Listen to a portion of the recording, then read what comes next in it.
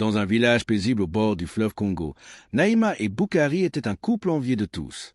Boukari, un pêcheur respecté, était travailleur et généreux.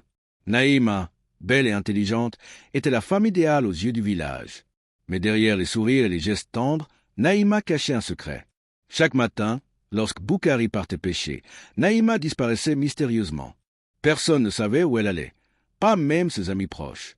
Un jour, un jeune chasseur du village, Malik, revint de la forêt avec une nouvelle choquante. « J'ai vu Naïma, mais elle n'était pas seule. » Les rumeurs se propagèrent vite. Un soir, Boukari suivit discrètement sa femme après son départ. Il la vit marcher à travers les sentiers boisés jusqu'à une clairière cachée. Là, elle retrouva un homme, un étranger vêtu d'un pagne rouge et de perles scintillantes. Ils s'enlacèrent sous la lueur de la lune. Boukari, le cœur en miettes, serra les poings. L'amour de sa vie le trahissait. Mais il ne fit rien ce soir-là. Il avait un plan. Le lendemain, Boukari invita tout le village à un grand festin. Il fit préparer les meilleurs plats et offrit du vin de palme à tous. Naïma, radieuse, ne se doutait de rien. Puis, au moment où tout le monde était réuni, Boukari se leva et dit « J'ai un jeu pour vous. Chacun doit dire la chose la plus honteuse qu'il a cachée à son époux ou épouse. » Les villageois rirent et commencèrent à jouer. L'un avoua avoir mangé en cachette la nourriture de sa femme, un autre qu'il avait vendu une chèvre sans prévenir. Puis vint le tour de Naïma.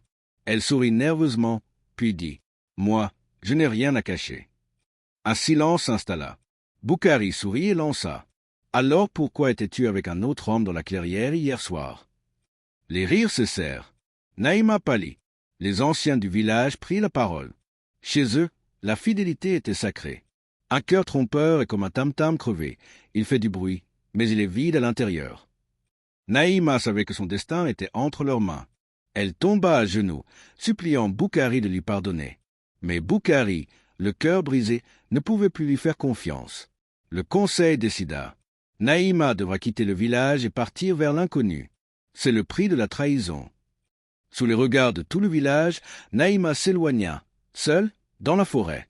Depuis ce jour, on raconte que certaines nuits, on entend une femme pleurer près du fleuve.